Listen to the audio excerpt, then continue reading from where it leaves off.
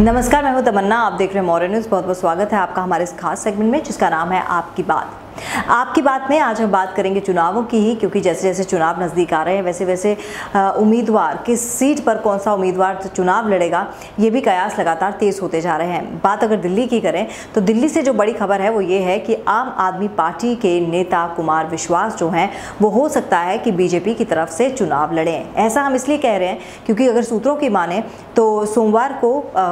कुमार विश्वास की मुलाकात जो थी वो मनोज तिवारी के घर पर हुई थी और डिनर पर दोनों मिले थे और इस दौरान इनकी बात हुई है। और बातों बातों में जैसा कि सूत्र बता रहे हैं, मनोज तिवारी ने ये प्रस्ताव रखा है कि वो मुख्य प्रचारक के तौर पर, बीजेपी के प्रचारक के तौर पर वो काम करेंगे बीजेपी के लिए, और अगर हो सका तो उनको पूर्वी दिल्ली से टिकट भी दिया जा सकता है। ऐसे में हालांकि सूत्र ये भी बता रहे हैं कि मनोज तिवारी ने ये भी साफ कह दिया है कि टिकट का जो पूरा मामला है, पूर्वी दिल्ली से टिकट का मामला जो है वो सिर्फ और सिर्फ अमित शाह पर निर्भर करता है कि वो किसको दावेदार पूर्वी दिल्ली से खड़ा करते हैं। लेकिन मनोज तिवारी ने ये प्रस्ताव ज़रूर रखा है कि वो बीजेपी की तरफ से कुमार विश्वास को प्रचारक के तौर पर देखना चाहते हैं और साथ ही साथ पूर्वी दिल्ली से उनको टिकट भी दिया जा सकता है।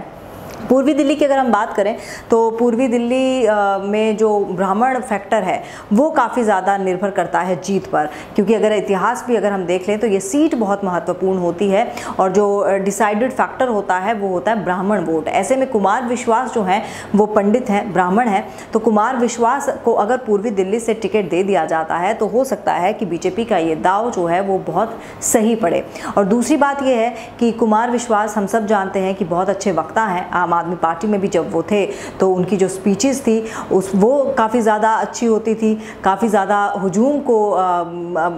लाने में, काफ़ी ज़्यादा लोगों को एकत्रित करने में उनकी स्पीच काफ़ी ज़्यादा काम करती थी। कविताएं वो जिस तरह से बोलते हैं लोग काफ़ी ज़्यादा उससे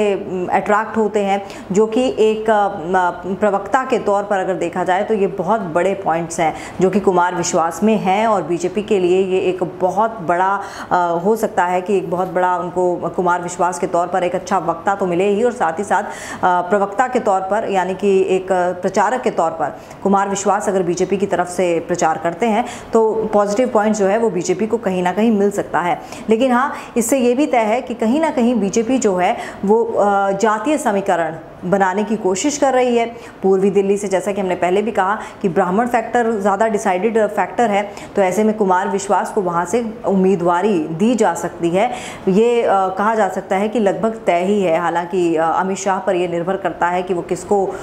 उम्मीदवार वहाँ से खड़ा करते हैं, लेकिन अब देखना ये होगा कि आगे क्या होता है और उसकी ताज़ा अपडेट हम आपको देते ही रहेंगे। वहीं दूसरी तरफ अगर सपना चौधरी की बात करें, जिनकी की बातें चली थी कि वो कांग्रेस में शामिल हो गई हैं और कांग्रेस की तरफ से वो मथुरा से चुनाव लड़ सकती हैं, और उसके बाद उन्होंने एकदम पलटी खा ली थी और सपना चौधरी ने कहा था कि वो कांग्रेस के साथ नहीं है और जो भी तस्वीरें उनकी आई हैं प्रियंका गांधी के साथ वो बिल्कुल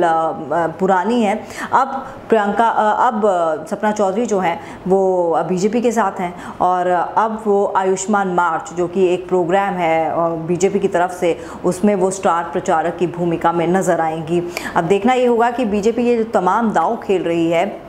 क्या ये दाव सही पड़ेंगे और अगर नहीं पड़े तो क्या इसका खामियाजा बीजेपी को भुगतना पड़ सकता है। ताज़ा अपडेट के लिए आप देखते रहिए मौर्य न्यूज़।